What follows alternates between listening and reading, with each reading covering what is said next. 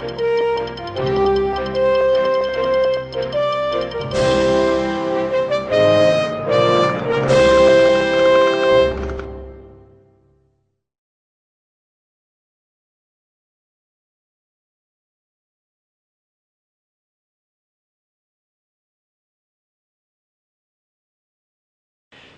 түрүү үеийн түүхчдийн бичсэн Монгол улсын түүхэнд баруунтан зүүнтэн хэмээх ойлголтын тухайд Зөвлөлт Оросын их гүрний стратегчдийн зохиож өгсөн загвараар бичсэн түүхийг бидэнд уншиулж судлуулсаар ирсэн байдаг. Монголчуудын тархинд бодлогоор суулгаж өгсөн тэр зохиомол ойлголт нь Монголын төр засгийн удирдагчид сайд дарга нар нь бүгдээрээ өөрсдийнхөө тэргүүлж байгаа улсынхаа төр засгийг устгахын тулд бараг өөрсдөө гүйж очиод Японы тагнуулын байгууллагын гишүүд болж байсан мэтээр эрүүл ухаантай хүний санаанд багтамгүй зохиомол үйлдэлийн тулган хүлээлгэлд байсан юм аа. Эзлэн төрөмгийлэгч их гүрнүүд хараатан болох гэсэн жижиг улс орны төр засгийн толгойд өөрийн нууц даалгавартнуудыг гаргахыг хичээдэг. Японд ч ийм сонирхол байсныг бид мэргэжлийн үүднээс үгүйсэхгүй. Энэ зарчим нь их гүрнүүдэд ч өнөөдөр үйлчлсээр л байгаа. Тэгэхээр тэр үед Монголыг аль эрт хараатан болгочихсон байсан Улаан Оросын нууц даалгавартнууд Монголын төр засгийн төвшөнд Японыхоос хавьгүй илүү байсан нь маргашгүй үнэн. Тийм байтал 1920-с 1940 онд монголчууд Улаан Оросын төрийн их аллагад үндэснээр өртөх ямар гэм хийсэн юм бэ?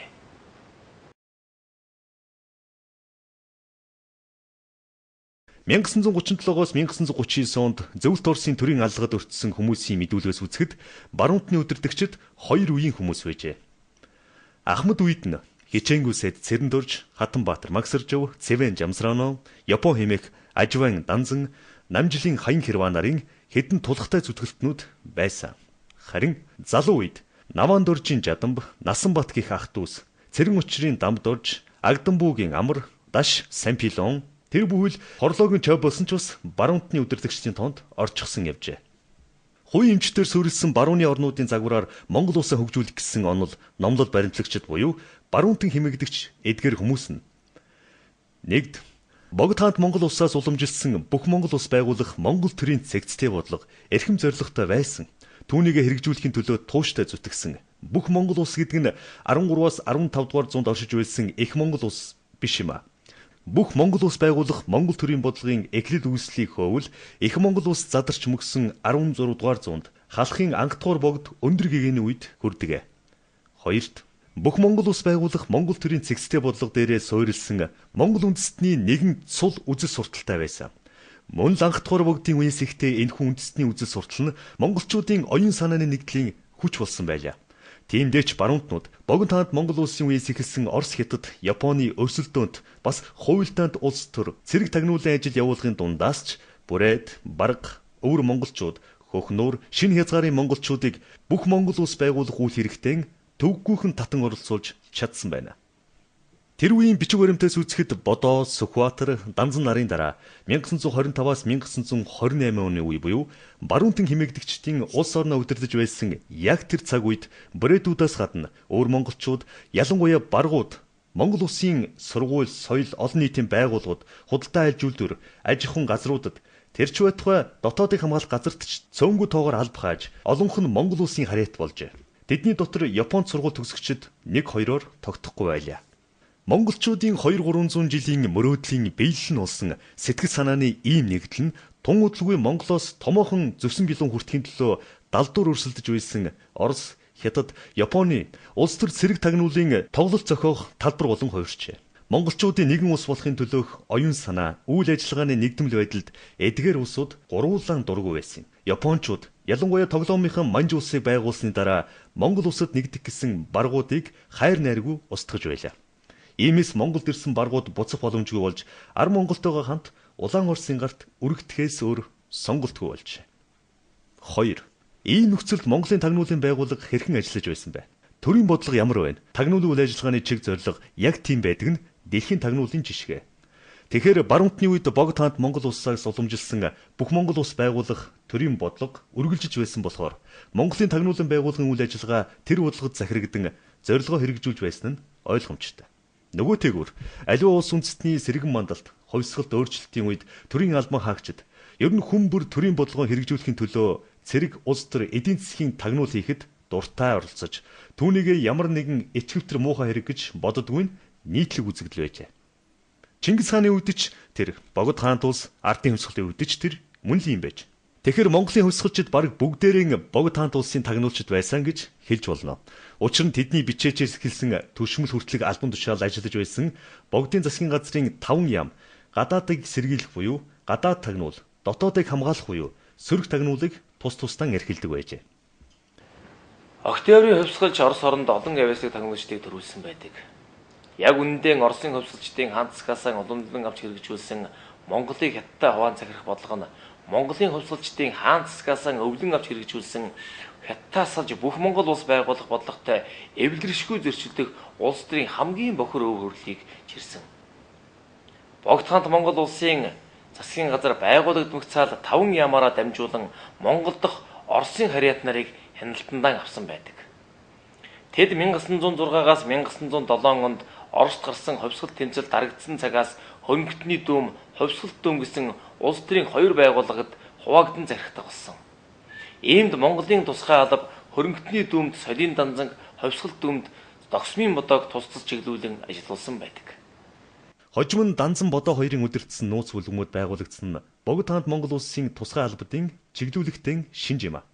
Тэгээд чинь хоёр бүлгэм нэг нам болон нэгдэж Улаан Оросоос тусламж гуйх асуудлыг хэлэлцсэн цугларалтууд нь Богд хааны ордны хамгаалттай бүсийн дотор хийгдэж байсан нь дээрхийг давхар батална. Түгээр ч зогсохгүй ардын намынхныг зөвлөлт Орос улсаас тусламж гуйхаар явах цаг хугацааг Богд хаан өөрөө заан хэлж өгчээ. 3. Хятадд Оросын большевикуудын дохио цангаагаар Монгол ардын хувьсгалт намыг байгуулахад 1920 онд Орос руу удсан анхны долоогийн дунд байтугай хүрээний 2 нууц бүлэмгийн гишүүдийн дунд ч нэр нь огт гардаггүй цэрэн учрын дамбд орж Хятадд аль хэдийн очиод Монгол ардын хувьсгалт намын төв хорооны бүрэлдэхүүнд орчихсон явдаг. Гэвч энэ учрыг хинч сонирхдаггүй, төгчд ч анзаардаггүй. Баруунтны үдирдэгчдийн нэг болсон дамбд орж нь Богд хаант Монгол улсын тусгай албадаас гамингуудын дунд оруулсан тагнуулч байлаа. Тэрээр гамин цэргийг Хятадд байрлахад нь хамт очижээ.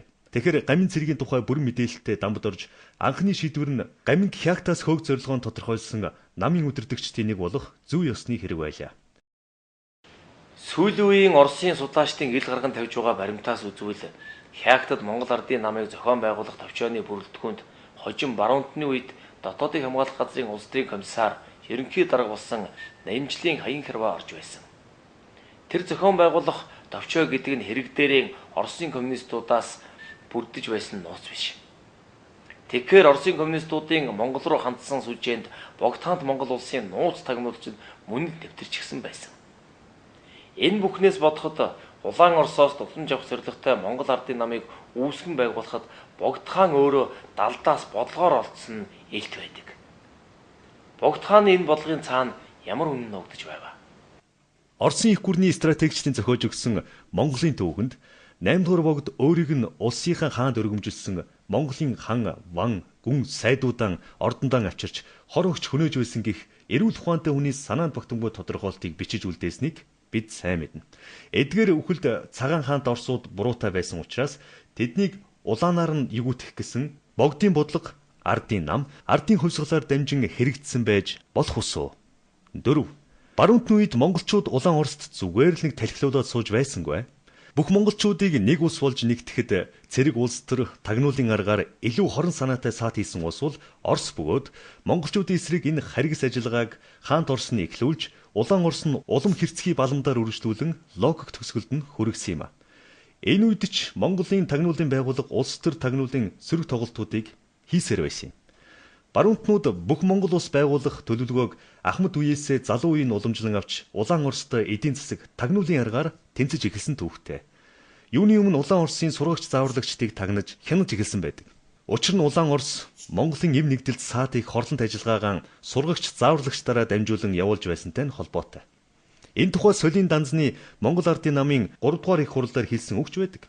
Элбэгдөрж Ринчино Монгол ардын хувьсгалт намын төв хороо, ардын засгийн газар, дотоодыг хамгаалах газрын ерөнхий зааварлагчаар ажилласан 4-5 жилийн хугацаанд Монголын албан газруудад хамгийн доод шатнаас засгийн газрыг хүртэл Орос сургагч зааварлагчдаар дүүрэхэд онцгой үүрэг гүйцэтгэжээ. Хожим 1937 онд Цэвэн Жамсраано Зөвлөлт Оросын нутагт баригдаж мэдүүлэг өгөхдөө баруунтнууд бид Монголын бүх албан газарт Орос сургагч зааварлагчдаар дүүргэснийг эсэргүүцсэн гэж хэлсэн байдаг. Монголын баруунтнууд зөвлөлтийн баруун коммунистуудтай хил амаан олцож ойлголцож байсны хүчинд Ленчиног Коминтерний шугамаар Монголоос татан авсны дараагаас л зөвлөлтийн сургагч зааварлагчдыг тагнуулын аргаар шалган мэдлэг чадвараар тэнцэхүүг нь нутаг буцаажээ. Уг ажиллагааг дотоодын хамгаалах газрын ерөнхий дарга Хаян Хэрвээ удирдан зохион байгуулсан байна. Үүнийг баруунтны удирдагчдын нэг Наван Доржийн Жаданбийн мэдүүлгээс үзэж болно. Баруунтнууд үүний дараа Улаан Оросын хаалт тулгалтгүй эдийн засгийн бодлогоо шуурхай хэрэгжүүлжээ. 5. Монголын баруунтны эдийн засгийн номлол нь 1-р мал аж ахуй дахь хувийн өмчийн хэвшлийг үл өөрчлөх.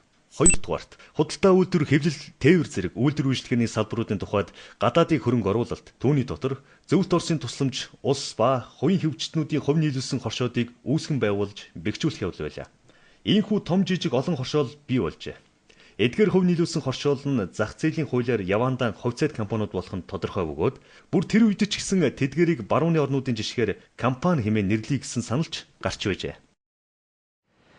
Энд өнгөрсөн түүхэнд монголчуудыг буруудах ноцтой шалтгаан болсон нэгэн асуудлыг өнөөдрийн өндөрлөгөөс зөвөр ойлгомжтой.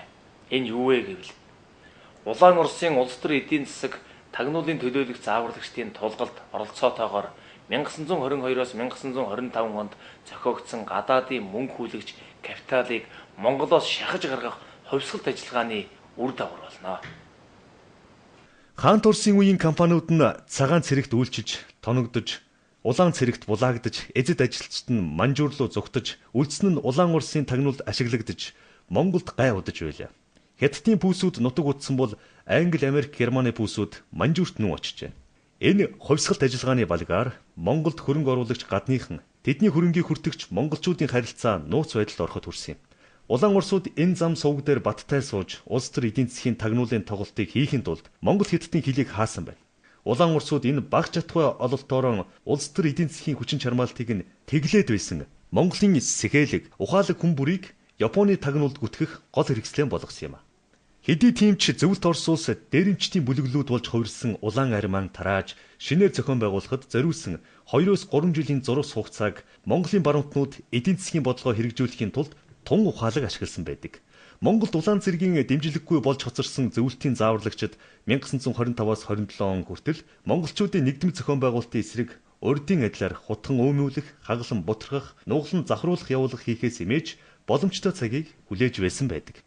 Монголын баруунтнууд энэ цаг үеэр өмд хилэн нээснээр Монголын төв оршоодын холбоо Хятад Оросын нутагт салбараа нээж ажилуулсан нь даруй 20 хүрлээ. Тэдгээрийн нилээд нь манжуур, хаалган, Тянжинд байрлаж, ийхүү чөлөөт худалдаа арилжаа сэргснээр Монголын эдийн засгийн хөгжил шин төвшөнд хүрч, Германы машин техникээр тоногдсон цэмбэний үйлдвэр, төмрийн үйлдвэр зэрэг хөнгөн хүнд үйлдвэр байгуулагдаж, бүтээгдэхүүн гарах боллоо. Налайхын нүрсийг л гэхэд Германы Benz маркийн хүнд даацын автомашинаар хот руу зөөж байлаа. Баруунтны үеэс хэрэглэг болсон Монгол бичгийн машиныг Германд захиалан хийлгэжээ. Мөн тэнд захиалан хийлгсэн латин үсгийн машиныг Японд сургууль төгссөн Нүгнээжив Шанхай явж авчирсан байна. Энэ Нүгнээжив бол Харчны Шударга Баатар Баужуг гүнгийн том хүү билээ. Дашрамж хэлэхэд Монгол бичгийг латинчилсан нь зөвлөлт бүрээдийн хэлийг халахжуулах санаа агуулж байжээ. Энэ нь уг чанартай бүх Монгол улс байгуулах төрийн бодлогын стратегтэй холбоотой юм. Ийхүү Монголын хөнгөн хүнд үйлдвэр, тээвэр, хэвлэхийн техник технологийн чанар тэр цагийн Зөвлөлт Оросын ижил төрлийн үйлдвэрүүдээс хол тавж гарсан байлаа. Ямар сайндаа Улаан Оросууд хүлээсэн цагаа ирэхээр Коминтернийг шордож байгаад зүүнтийн хэмээгдэгчдийг бэлтгэн төвөргөж, баруунтныг удирдлагаас зайлуулсны дараа тэдний байгуулсан үйлдвэрүүдийг устгаж, машин техникүүдийг Зөвлөлт Орос руугаа зөөсөн билээ.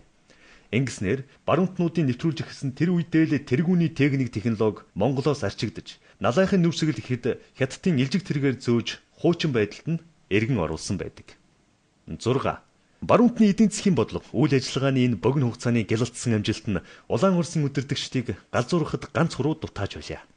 Уг нь Монголын баруунтнууд Оросын социалист хувьсгал, зөвлөлт төр засгийн анхны удирдагч Ленины Зөвлөлт Оростой найрамдалцсан харилцаатай байх юм бол Монгол нь хөрөнгөтний арчилсан улс байж болно гэж Монголын хувьсгалчдад өгсөн стратегийн өдөрдмжийг огтхонч зөрчөөгүй дээр Богд хааны хаан монголчуудад засаг ирэхэн Оросуудад алдалгүй өөрсдөө барьж байхыг бодоорой гэсэн зарлиг захиасгч ёсоор билүүлсэн билээ. Улаан Оросын тагнуулчид баруунтнуудыг Японоор тусгаар технологи хүлээн зөвшөөрүүлэхийн төлөө ил талд арга зам хайж байсан Богд хаант улсын үеийн зохиомлоор холбож Японы тусламжаар Пядлын хаант улс байгуулах гэсэн хүтгэлгийг түүх болгон үлдээжээ. Баруун унтны залуу үеийн удирдагчид болон тэдний зөв гэдэгт баттай итгэж хүмүүжсэн Монголын Сэхэтэн албан хаагчдын бүхэл бүтэн нэгэн үеийг Японы тагнуул болгон устгах арга зам хүч хэрэгсэлдэн төрөвчлэн бэлтгэсэн байна. Арга зам нь хамтрал коммун гэх мэт нуглаа завхрал хүч хэрэгсэл нь зүүнтэн хэмээх Улаан Оросын найдвартай гар хөл болгоч цөөнхийн бүлэглэл болжээ. Улаан Орос энэхүү бэлтгэж байгаа хүчнэрээ дамжуулан Монгол оронд хэдий хэмжээний аллах хэдлэг үйлдэх гэж байгааг тагнан судлах шаардлага дотоодыг хамгаалах газарт үүсэн бий боллоо. Өмнөх үеэссэн үлдээсэн сургамжаар бол баруун унтны удирдагчид толгой дараалан устгагдах нь тодорхой байлаа. Дамбад орж Коминтерний гүйцэтгэх хороонд тайлагнахаар явахдаа арай бодоо шиг буудчихгүй байгаа хэмээсэн нь зүгээр нэг буруу хэрэг хийж айсан хүний үг биш юм а. Улаан Оросуудын нууц далдуур зохион байгуулж бүрдүүлж байсан зүүнтний бүлэг гэгчийг дотоодыг хамгаалах газар аль хэдийнэ мэдээд хяналтандаа авсан нь зөвлөлтийн сургагч, зааварлагчдыг тагнан хянсны логик үргэлжлэл байлаа. Зүүнтний бүлэг гэгчийн дунд орж тэднэр дамжуулан явуулах Улаан Орос Коминтерний стратегийн санаа бодлыг илрүүлж улс орныхоо бүрэн бүтэн байдлыг хамгаалан авч харахад гавьяатай үүрэг гүйцэтгсэн хүн бол дотоодыг хамгаалах газрын тагнуулч Жамбын Лүмп билээ. Энэ тухай та бүхэн дараагийн нэвтрүүлгээр хүлээн авч үзээрэй.